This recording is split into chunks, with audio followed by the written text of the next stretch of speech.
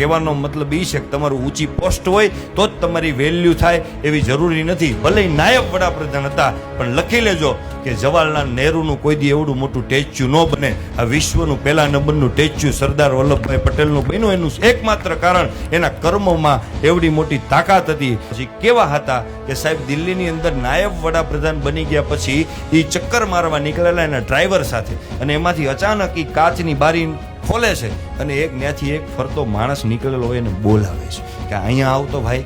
અને ત્યારે માણસ સ્તબ્ધ થઈ જાય છે. અને એ વ્યક્તિ બીજો કોઈ નહોતો. 1928ની અંદર જ્યારે બારડોલીની અંદર આંદોલન ચાલુ હતું એ સમયમાં સરદાર વલ્લભભાઈ પટેલનું નાનું મોટું કામ કરતા હતા એ વ્યક્તિ એક ટપાલી હતા. વિચાર તો કરો, એને એક નાયબ વડાપ્રધાન ઊભો રાખે છે, ઉભા રહ્યો. અને ત્યાં સુધી વાત પતી નથી જતી. એને પૂછે છે કે તમે અહીં શું કામ નીકળ્યા? એ કે સરકારી રજા મૂકીને થોડીક ચક્કર મારવા માટે નીકળેલો. એક ટપાલીને નાયબ વડાપ્રધાન. તમે ગમે એટલા ઊંચા પહોંચી જાઓ, પણ તમે ઊંચા તો ત્યારે જ કહેવાવ તમારાથી નાના માણસની તમે ઇજ્જત કરો ત્યારે તમે મોટા કહેવાવશો. અને ત્યાંથી વાત પૂરી નથી થતી. એ એમ કહે છે કે તમે તો સરકારની અંદર કામ કરો છો, તમારા પગાર નાનો હોય, તમે કેમ હોટલમાં રહી શકો દિલ્હીમાં? તમે મારા બંગલે વહી આવો. કે હું તમારા બંગલે થોડો આવું, તમે વડાપ્રધાન, હું પોસ્ટમેન ટપાલી, અને ફોર્સ કરીને બીજી કોઈ મારે વાત નથી સાંભળવી. એક ઔરંગઝેબ, તમે મારા બંગલે આવજો. અને નાયબ વડાપ્રધાન એક ટપાલીને બંગલે બોલાવે છે. 4 દિવસ એ બંગલા ઉપર એને રોકે છે. અને પેલા કે બીજા દિવસે એ ટપાલીને વડાપ્રધાન બેઠા હોય સરદાર વલ્લભભાઈ પટેલ, એમાંથી વાત નીકળે છે.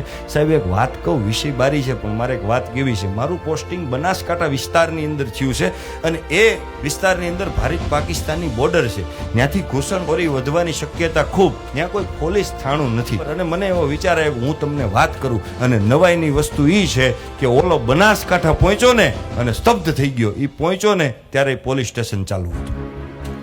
અને નિર્ણયની કેવડી તાકાત, અને એણે કયા માણસની વાત સાંભળી એની તાકાત એવડી છે. ભારત પાકિસ્તાનના સાહેબ સુધી ભાગલા પડતા હતા ને, હિન્દુઓને કાપી નાખેલા.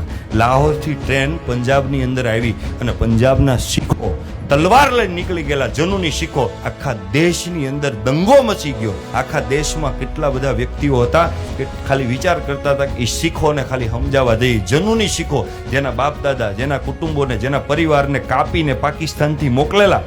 એ સમયની અંદર એ શીખોએ તલવાર લઈને નક્કી કર્યું એક મુસલમાનને પાછો ન જવા દે જીવતો.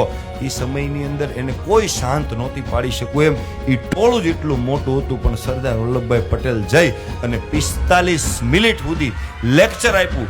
એ લેક્ચરની અંદર ખાલી એટલું જ કીધું કે આપણે લડાઈ 100%ની છે, પણ કોઈ એક કાસ્ટ સાથે નહીં, પણ આપણે સમયે આપણે એને જવાબ આપીશું. કહેવાનો મતલબ એ છે લીડર એને કહેવાય વિપરીત પરિસ્થિતિની અંદર પણ સમય કાઢી અને પોતાના ક્ષમતાનો ઉપયોગ કરી અને આખો માહોલને શાંત પાડી દે.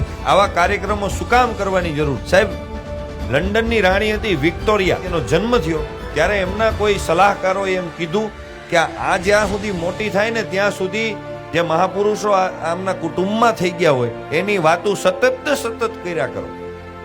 અને સાહેબ તમને માનવામાં નહીં આવે એ વિક્ટોરિયાનો વિકાસ એટલો જબરજસ્ત રહ્યો ખાલી વાતું સાંભળવાથી. જ્યારે આપણે કોઈ મહાપુરુષની, એમાંય આપણા કુટુંબમાં બની ગયા હોય, આપણા સમાજમાં બની ગયા હોય, આપણા રાષ્ટ્રમાં બની ગયા હોય, એની વાતું જ્યારે સાંભળીએ ત્યારે આપણને એમ થાય કે ઓહો આપણે કંઈ નથી, ઓહો આપણે કંઈ નથી, ઓહો આપણે કંઈ નથી. આવો જ્યાં સુધી અંદર ભાવ પેદા થાય ને કોઈને જોઈને, ત્યારે સાહેબ આ સાહેબે વાત કરીને કે નિરઅહંકારી. જ્યારે આપણે જમીન ઉપર આપણા પગ રહીએ છીએ, કોઈને નમો છો ને ત્યારે ખાલી શરીર નથી ઝૂકતું, એની હારોહાર તમારું મન પણ ઝૂકે છે. શરીર નથી ઝૂકતું, તમારો અહંકાર પણ ઝૂકે છે. કહેવાનો મતલબ છે કે બહુ બધું કરવા છતાંય આપણે છે ને સાહેબ બીજા કઈ રીતે જીવે છે, બીજાને કઈ રીતે સારું લાગે. ભાઈ હું આ ગાડી લઈને ગયો હોય, હું આ વર્તન કરું, હું આવા કપડાં પહેરું તો સામેવાળાને કઈ રીતે સારું લાગે. આપણી જિંદગી મહેનત આપણે કરી, મજૂરી આપણે કરી, આપણે બધી જ વસ્તુ આપણે કરી. હવે જીવી ગામના હિસાબ.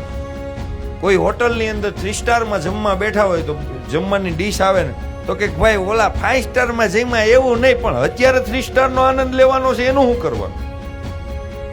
એક સમય એવો આવે કે જ્યારે તમે કામને ચાહવાનું બંધ કરો, કોઈ પણ કામ કરતા હોય ને જ્યારે ચાહવાનું બંધ કરો ત્યારે એમાંથી કંટાળો ચાલુ થાય. પછી એની અંદર ઇન્કમ ગમે એટલી હોય, એની અંદર તમારું નામ ગમે એટલું હોય, તમે પ્રતિષ્ઠિત વ્યક્તિ ગમે એટલા હોય, તમે જ્યારે તમારા કામને ચાહવાનું બંધ કરો ત્યારે એની અંદરથી કંટાળો પેદા થાય. જસુભાઈ પાસે કોઈ જાય એને એમ કે ભાઈ હું આ સમાજનો છું ને હરિજનનો દીકરો છું ને મારે જરૂર છે, એ એમ ન વિચારે પટેલ નથી હું તેનું કામ ન કરું. મારા આંગણે માણસ આવ્યો છે અને હું એક માણસ છું તો મારે કામ કરવું જોઈએ. એની વિચારધારા કેવડી, કોઈ સમાજ પ્રત્યેની સંકુચિત નહીં. પટેલના દીકરાઓ સાહેબ આપણે ખેડૂના દીકરા છે, આપણી વિચારધારા કોઈ એક વ્યક્તિગત ન હોય સાહેબ. વસુદેવ કુટુંબકમની આપણી ભાવના હોવી જોઈએ.